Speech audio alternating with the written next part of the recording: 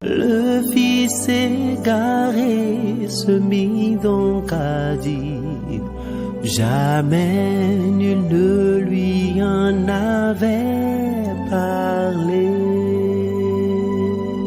Apostolat Time, c'est une émission de Homocélé Voice consacrée au ministère de la foi. Apostolat Time, c'est la parole de Dieu par un oint de Dieu pour le peuple de Dieu. Apostolat Time, c'est le salut. C'est le salut. Bien-aimés en Christ, amis téléspectateurs de Homocélé Voice, nous voici encore devant vous aujourd'hui pour décider le thème de la semaine intitulé « Chantez-lui, chantez-lui des cantiques, méditez ses œuvres merveilleuses ». Nous allons prier et demander la plénitude du Saint-Esprit parmi nous. Jéhovah, Jésus-Christ, Saint-Michel, Dieu est tellement bon, descends en ce moment. Dispose-nous, Seigneur, à pouvoir annoncer ta parole. Amen. Au nom puissant du Christ. Amen. Amen. Amen. Au nom de notre Seigneur Jésus-Christ. Bien-aimés en Christ, amis téléspectateurs de Homocélé Voice, le thème qui fait office de notre entretien cette semaine est intitulé « Chantez-lui des cantiques, méditez ses œuvres merveilleuses ». Bien-aimés en Christ, oui, c'est quoi chanter? Chanter, c'est faire entendre un chant produit par la voix des sons mélodieux. Bien-aimés en Christ, c'est aussi louer Dieu. Louer Dieu, c'est aussi prier. Prier Dieu. Nous pouvons chanter. Quand on parle de chanter, il s'agit aussi de louer du Dieu. Il s'agit aussi de prier aussi. Le fait de chanter, c'est aussi prier. Bien-aimés en Christ, nous pouvons dire prier aussi avec des mélodies afin de donner un son agréable à l'oreille. Ça, c'est chanter. Alors, les cantiques, c'est aussi un recueil, un livre de chants, d'accord, qui est composé pour louer, glorifier Dieu, glorifier son nom, magnifier le Seigneur.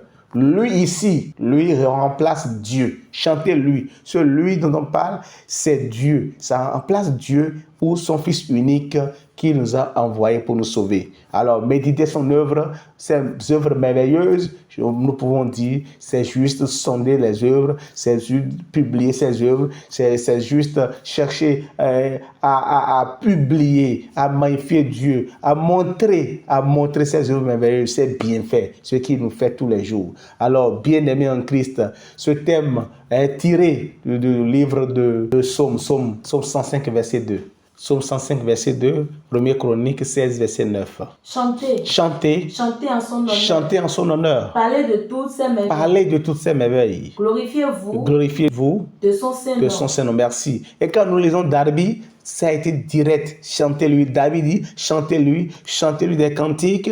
Alors méditez ses œuvres merveilleuses. Nous lisons 1 Chronique, chapitre 16, verset 9. Oui, 1 Chronique 16, verset 9. Qu'est-ce que la Bible nous dit? 1 Chronique 16, verset 9. Chantez. Chantez. Chantez en son honneur. Chantez en son honneur. Parlez de toutes ses merveilles. Parlez de toutes ces merveilles. Glorifiez-vous de son Saint-Nom. Glorifiez-vous de son Saint-Nom. Merci. Que le cœur de ceux qui cherchent l'Éternel se réjouisse. Oui, merci. Donc, nous devons chanter. Alors, qui sont ceux-là qui doivent louer Dieu? Qui sont ceux-là qui doivent glorifier Dieu? Oui, la Bible déclare dans Psaume 150, verset 6, qui sont ceux-là qui peuvent louer Dieu. Est-ce les morts ou les vivants? Oui. Que tout ce qui respire. Que tout ce qui respire. Loue l'Éternel. Loue l'Éternel, merci. Tout ce qui respire loue l'Éternel. Tout être vivant qui respire, quel que soit son état, doit louer le Seigneur. Si un homme, une femme, un enfant, un animal, un poisson, les reptiles, les arbres, les oiseaux, les insectes, même les pierres, le fleuve, la mer, et tout doivent louer Dieu. Psaume 98, verset 8. Psaume 98, verset 8. Donc, tous ceux qui respirent, tout être vivant, quel que soit son état, sa nature, doivent louer Dieu. Que les fleuves battent des mains. Que toutes les montagnes poussent des cris de joie devant l'Éternel, car il vient pour juger. Merci. Donc, même les montagnes, les pierres, tous les arbres, les animaux doivent louer le Seigneur. Bien-aimés en Christ, qu'est-ce que le cantique numéro 10 en français nous dit? Nous allons chanter ensemble parce qu'il s'agit de chanter pour Dieu. Oui, cantique numéro 10 français. Louez Dieu, le grand roi de gloire, il est digne de gloire et honneur. Tous ces et ses anges l'adorent. Il est digne de gloire et honneur. Il respecte toujours sa parole.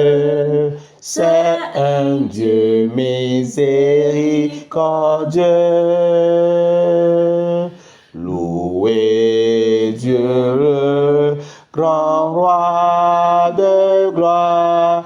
Il est digne de gloire et honneur. Troisième couplet. Que toutes les créatures le louent.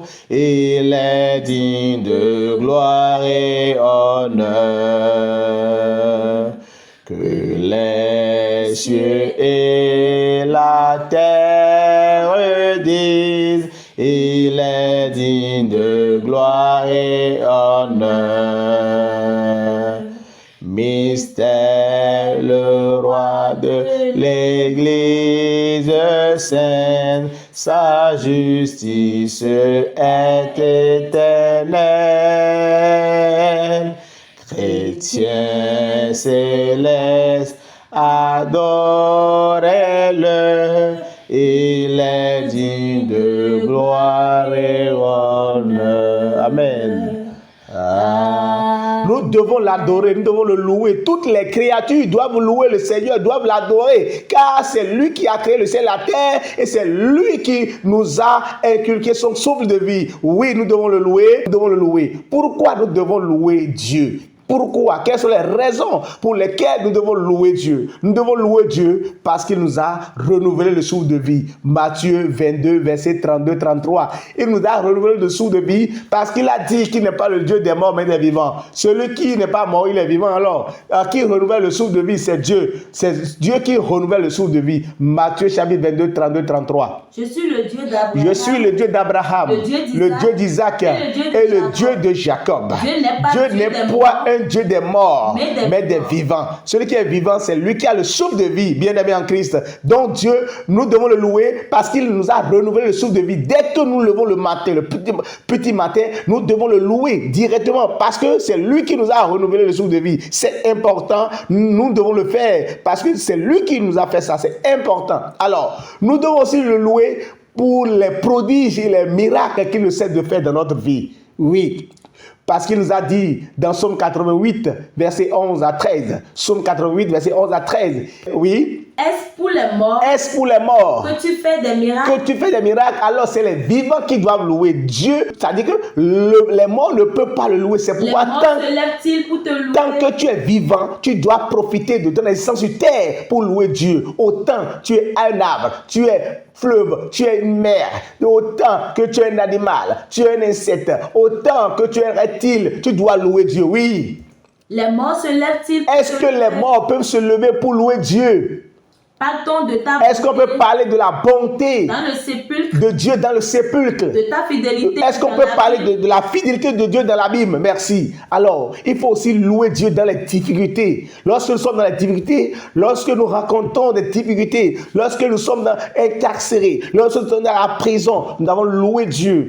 Qu'est-ce que Paul et Silas ont fait lorsque, en prêchant, lorsqu'ils étaient en train de prêcher la bonne nouvelle, lorsqu'ils propageaient la bonne nouvelle, ce que le Christ nous a dit, ce que le Christ nous a ordonné, il dit allez prêcher ma bonne nouvelle. Lorsque Paul faisait cela, on les a incarcérés, on les a mis en prison. Mais en étant en prison, est-ce que Paul l'a fait? Paul n'a pas prié, parce que chanter c'est prier aussi. C'est prier avec des mélodies, comme je viens de le dire. C'est prier pour glorifier Dieu aussi. Oui. Qu'est-ce que Paul a fait? Actes chapitre 16, verset 25. Vers le milieu de la nuit, Paul et Silas priaient et chantaient. Ils priaient, non seulement ils priaient, ils chantaient, c'est très important. Alors, avant de prier, il faut chanter. Dans l'église céleste, avant toute prière, il faut chanter. Donc, Paul n'a pas seulement prié, mais il a chanté pour glorifier Dieu. Oui, donc dans les difficultés, nous chantons pour glorifier Dieu. Oui. Et les prisonniers les entendaient. Tout à coup, il se fit un grand tremblement de terre, en sorte que les fondements de la prison furent ébranlés. Au même instant, toutes toutes les portes s'ouvrirent et et les liens de tous les prisonniers furent rompus. Alléluia. C'est ça, dans les combats. Lorsque nous sommes en guerre, lorsque nous sommes dans les combats, nous devons louer Dieu. Qu'est-ce que Josué a fait? Josué chapitre 6, verset 13 à 15. Josué a imploré Dieu. Lorsqu'il était confondu, il était contraint au mur de Jéricho. Lorsqu'il était devant le mur de Jéricho et ne pouvait plus évoluer pour atteindre la terre promise, qu'est-ce qu'ils ont fait? Ils ont loué Dieu. Au lieu de brandir des javelots, au lieu de brandir des bombes, au lieu de brandir les armes. Oui, qu'est-ce que Josué a fait? Josué chapitre 6, verset 13 et 15. Les sept sacrificateurs qui portaient les sept trompettes retentissantes devant l'âge de l'Éternel se mit en marche et sonnaient des trompettes. Les hommes armés marchèrent devant eux. Et l'arrière-garde bien sûr, suivait l'âge de l'Éternel. Oui. Pendant la marche, on sonnait des trompettes. Alors, pour louer Dieu, on peut louer Dieu avec des trompettes. On le loue avec des arcs, on le loue avec des tambourins, on le loue avec des tam-tams, avec des instruments à cordes. Oui, oui. Ils firent une fois le tour de la ville. Le second jour. Puis ils retournaient dans le camp. Oui. Il fit de même pendant 6 jours. Et le 7e jour, il se levait de bon matin vers l'aurore. Et il fit de la même manière. 7 fois le tour pour appeler les 7 lumières, les 7 chandeliers, les 7 forces de Dieu. Oui. Ce fut le seul jour. Et ce fut le seul jour où il fit 7 fois le tour de la ville. À la 7e fois, comme les sacrificateurs sonnaient les trompettes, Josué dit au peuple, poussez des cris, car l'Éternel vous a livré à la vie. Alléluia. Oui, alors il poussait des cris et Dieu, effectivement, les a livrés. On a démoli les murailles de Jéricho. Alléluia. C'est ça. Dieu siège au milieu des louanges. C'est pourquoi il faut le louer. Parce que lorsqu'on le loue, il descend en ce moment. Psaume chapitre 22, verset 4. La Bible dit que Dieu siège au loin de nous. Et c'est d'ailleurs ce pourquoi nous devons le louer, quel que soit le temps, quelle que soit la maladie, quel que soit le lieu dans lequel tu es. Est-ce en prison? Est-ce en péril? Est-ce dans la disette, dans la faim? Tu dois le louer parce qu'il a son nom. Son nom, c'est louange. Il siège au milieu des louanges. Pourtant, tu es le Saint. Tu sièges au milieu des louanges d'Israël. Alléluia. Dieu siège au milieu des louanges. C'est pourquoi il faut le louer. Alors, dans quelles conditions il faut le louer aussi? Lorsqu'on est dans la joie. Lorsqu'on est dans la joie, il faut aussi le louer. Parce que c'est lui qui nous a donné la joie. Lorsqu'il t'a donné la femme, lorsqu'il t'a donné un job, lorsqu'il t'a donné un nouveau contrat, lorsqu'il t'a donné un homme, lorsqu'il t'a donné un boulot, lorsqu'il t'a donné de l'enfant. Oui, lorsque tu es féconde en tant que femme, tu dois louer Dieu. Pas comme Anne a loué Dieu. Oui, nous devons louer Dieu. À Philippiens 4, verset 4 à 7. Nous devons louer Dieu. C'est important. Nous devons louer Dieu dans des circonstances de joie. Puisque déjà, Dieu il a fait des prodiges pour nous. Dieu nous a déjà fait des prodiges, des miracles. Dieu nous a donné de la joie. Nous devons louer. Réjouissez-vous. Réjouissez-vous toujours dans le Seigneur. Je le répète. Réjouissez-vous. Que votre douceur soit connue de tous les hommes. Le Seigneur. Merci. Donc nous devons louer Dieu. C'est important. Nous devons louer Dieu. Le louer aussi parce qu'il nous a donné le salut. Il nous a donné le salut, nous devons le louer. Parce qu'il nous a appelé des ténèbres à la lumière. Il nous a appelé des ténèbres à la lumière, de la mort à la vie éternelle. C'est pourquoi nous devons le louer. C'est important, nous devons le louer. Le cantique 8. Le cantique 8 nous dit quelque chose. Nous devons louer le Seigneur. Oui, louez le Seigneur, vous les saints. Louez le Seigneur, vous les saints, pour la sainte Église venue des cieux. La joie du ciel est éternelle. C'est Dieu qui l'a fondée. Pour porter la moisson au ciel, toute la moisson vers le Dieu qui choisira des serviteurs pour pour sa sainte Église. Là, c'est le salut que Dieu nous a donné. Il a choisi, il nous porte. C'est-à-dire qu'il nous porte là, il porte, ça nous amène vers le ciel. Pour porter la moisson au ciel, toute la moisson vers Dieu, qui choisira ses serviteurs pour sa sainte Église. Alors nous devons le louer pour nous avoir délivrés des jours du Satan, pour pouvoir délivrer de la main de Satan, pour pouvoir arracher des ténèbres. C'est important. Oui, nous devons aussi rappeler que les enfants doivent louer Dieu, les femmes doivent louer Dieu. Alors parlant des femmes qui doivent louer Dieu, donnons l'exemple de Marie Myriam. Myriam a loué Dieu lorsque Dieu a délivré les enfants d'Israël de la main des Égyptiens. Ils ont pris part, lorsqu'ils ont pris part à la mer rouge à sec, qu'est-ce que Myriam a dit? Oui, Exode chapitre 15 verset 21. Marie répondait aux enfants d'Israël. Marie répondait aux enfants d'Israël. Chantez à l'Éternel. Car il a fait éclater sa gloire. Il a précipité dans la mer le cheval et son cavalier. Alors le verset premier, qu'est-ce que Moïse disait? Les hommes aussi doivent louer Dieu. Alors Moïse et les enfants d'Israël, les enfants chantaient ce cantique à l'Éternel. Il dit, je chanterai à l'Éternel, car il a fait éclater sa gloire. Il a précipité dans la mer le cheval et son cavalier. Alors, quand nous prenons l'exemple des enfants, lorsque Jésus-Christ est entré dans le temple à l'approche des Pâques, oui, qu'est-ce que les enfants criaient Hosanna, Matthieu 21, verset 15. Mais les principaux sacrificateurs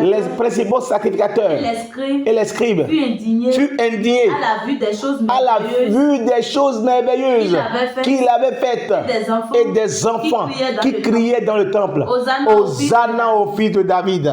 Alors oui, il lui dit, entends-tu ce qu'ils disent? Oui, leur répondit Jésus. N'avez-vous jamais lu ces paroles? Tu as retiré des louanges de la bouche des enfants et de ceux qui sont à la mamelle. Et les ayant laissés de la vie. Alléluia. Bien-aimés en Christ, nous devons louer Dieu. Autant que nous sommes, nous devons louer Dieu. Le ciel loue, les anges même louent le Seigneur. C'est de ça qu'il s'agit. Puisque nous sommes vivants, nous devons acclamer le Seigneur, nous devons le louer. Alors, quelles sont les conditions dans lesquelles nous devons louer Dieu pour que notre louange vienne faire descendre Dieu, pour que Dieu puisse descendre à travers notre louange? Nous devons être saints, car Dieu est saint.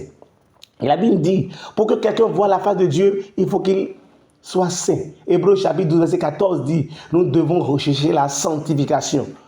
Nous devons rechercher la sanctification. Bien-aimés en Christ, nous devons rechercher la sanctification, sans laquelle personne ne verra Dieu. Alors, si nous voulons voir Dieu, la face de Dieu, nous devons tout faire pour quoi? Pour rester dans la sanctification. Rechercher la paix avec tous. Rechercher la paix avec tous et la sanctification, sans laquelle personne ne verra.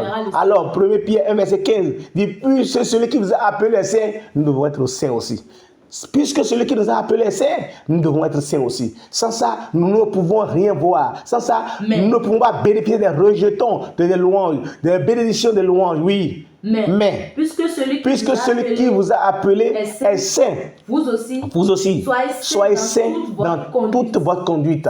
Selon ce qu'il est écrit, vous serez saints, car je suis saint. Jean 4, verset 24. Dieu est esprit. Et il faut que tous ceux qui l'adorent en esprit et en vérité. Dieu n'est pas un Dieu de désordre. 1 Corinthiens 14, verset 33. Car Dieu n'est pas un Dieu de désordre, mais de paix. Merci. Nous ne devons pas être en désordre, c'est-à-dire vivre dans le désordre pour dire que nous louons Dieu, pour dire que nous chantons à Dieu. Non, il y a des conditions prérequises pour chanter, pour que Dieu puisse descendre, pour manifester sa joie, pour nous délivrer. Alors, quels sont les bienfaits de louange? Lorsque nous chantons, Dieu vient nous délivrer de la fournaise, il vient nous délivrer pour les combats, il vient nous délivrer des jours de Satan, il vient nous délivrer de la prison, il vient nous délivrer du danger. Il nous bénit quand nous chantons, il nous bénit. Alors, il donne la vie éternelle. Oui, bien-aimé en Christ, il faut comprendre que lorsque David chantait à Dieu, lorsque David dansait, il chantait, il dansait, lorsque sa femme est venue pour lui interdire de ne pas danser, qu'est-ce que Dieu a fait? Dieu a frappé de la stérilité. Dieu a frappé de la stérilité cette femme-là. Lorsque cette femme est venue, lorsque David chantait et dansait, on ne peut pas chanter sans danser. On ne peut jamais chanter sans danser. Lorsque David chantait, glorifiait Dieu et dansait, parce qu'il a reçu l'âge de Dieu, mais sa femme dit, mais qui est cet homme? Pourquoi tu chantes? Pourquoi tu danses devant tes serviteurs, tes servantes là, et tu chantes, tu danses tout nu? Alors, qu'est-ce que Dieu lui a fait? Oui. Dieu a frappé de cette femme de la malédiction. Oui, c'est de ça qu'il s'agit. Dieu a frappé Michal de la malédiction. Il dit, à partir d'aujourd'hui, tu ne seras jamais féconde. Il l'a rendu stérile jusqu'à la mort. Il l'a rendu stérile jusqu'à la mort. Alors que quand nous lisons 2 Samuel 6, verset 21, nous allons lire et nous allons comprendre que là, Dieu a frappé de stérilité cette femme-là.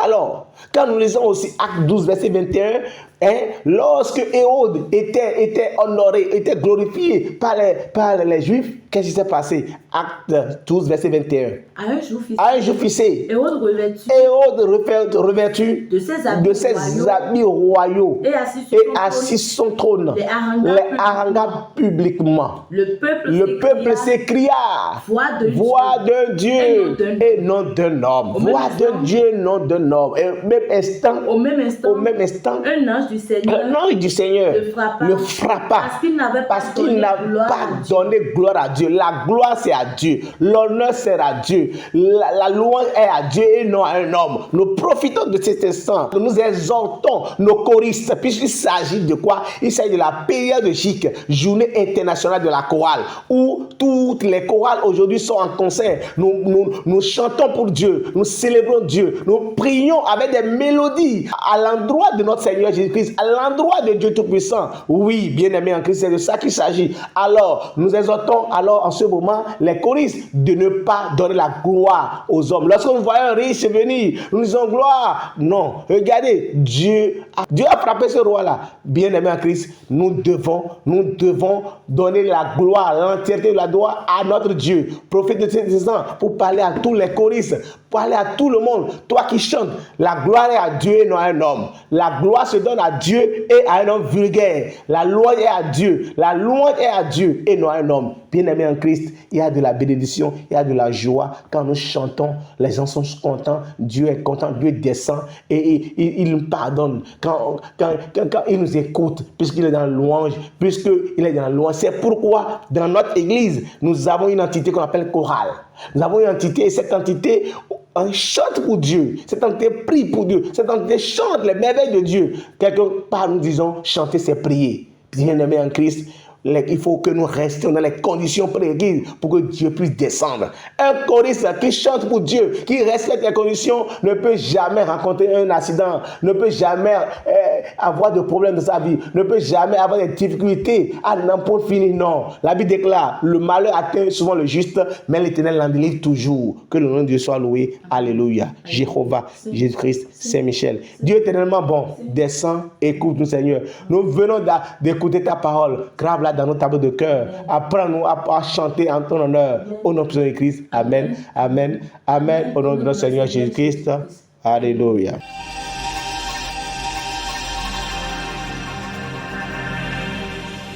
Le fils égaré se mit donc à dire, jamais nul ne lui en avait parlé. Apostolat Time, c'est une émission de Homoselect Voice consacrée au ministère de la foi. Apostolat Time, c'est la parole de Dieu par un oint de Dieu pour le peuple de Dieu. Apostolat Time, c'est le salut. C'est le salut.